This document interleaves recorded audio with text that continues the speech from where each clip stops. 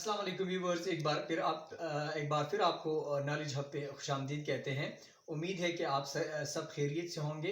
बहुत से स्टूडेंट्स जो है वो इंसिस्ट कर रहे थे और बहुत से कमेंट्स मुझे रिसीव हो गए कि सर आप इंग्लिश ग्रामर जो है उसको स्टार्ट करें, जो बेसिक्स है उससे शुरू करें। तो आज हमारा पहला लेक्चर है ग्रामर के हवाले से। और आज के लेक्चर में हम पार्ट्स ऑफ स्पीच को इंट्रोड्यूस करेंगे, क्योंकि पार्ट्स ऑफ स्पीच जो है ये बेसिक्स जो है कंसिडर की जाती हैं। जब पार्ट्स ऑफ स्पीच के ऊपर आपका कमांड हो तो फिर आगे टेंसेस और जितने भी टर्म्स है ग्रामर के हवाले से वो फिर पढ़ना समझना वो आसान हो जाते हैं। तो चलो शुरू करते हैं। पहली बात तो ये है कि पार्ट्स ऑफ स्पीच से मुराद क्या है। डिफिनेशन करते हैं इसका हम कुछ यूं के that when words when normally we speak, we use words. When words are divided into different classes according to their function and the sentence, they are called parts of speech.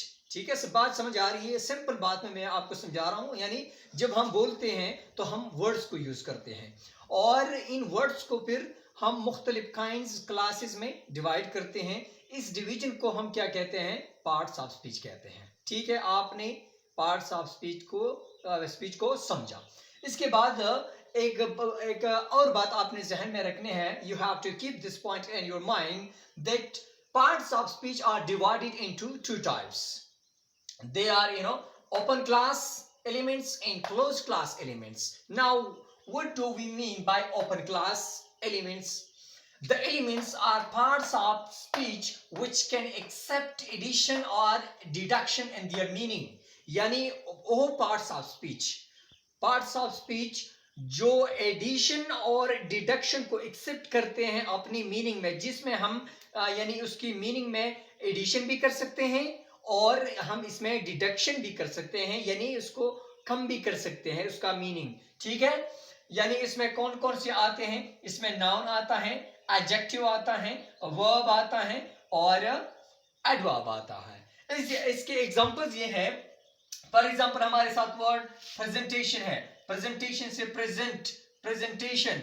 इसी तरह beautiful, beautifully, beautiful.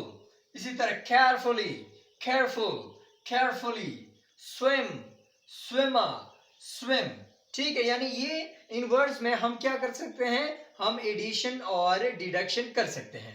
इसके बाद another class, दूसरा जो class है वो close class है।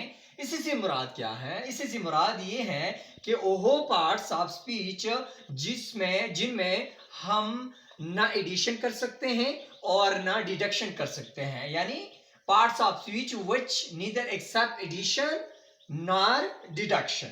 और इसमें कौन कौन से आते हैं? इसमें preposition आते हैं, pronoun आता है, conjunction आता है और interjection आता है। ठीक है, एग्जाम्पल की तरफ देखिए। यहाँ पर मैंने 4 एग्जाम्पल्स आपके अंडरस्टैंडिंग के लिए दी हैं। फॉर एग्जाम्पल एट हमारे साथ preposition है, तो एट में हम ना एडिशन कर सकते हैं और ना डिडक्शन कर सकते हैं। बट हमारे साथ क्या है? बट हमारे साथ क्या है?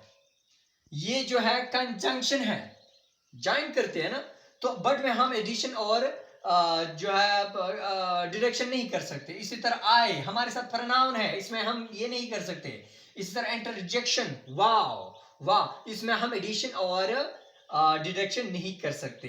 तो आज की क्लास में आपने पार्ट्स ऑफ स्पीच को समझा कि पार्ट्स ऑफ स्पीच से मुराद क्या है, और फिर हमने बात की कि इसको हम 2 क्लासेस में डिवाइड करते हैं, उनके बारे में भी हमने डिटेल में बात की। इसके बाद हमारा नेक्स्ट लेक्चर जो है, पहला लेक्चर नाउन के ऊपर होगा।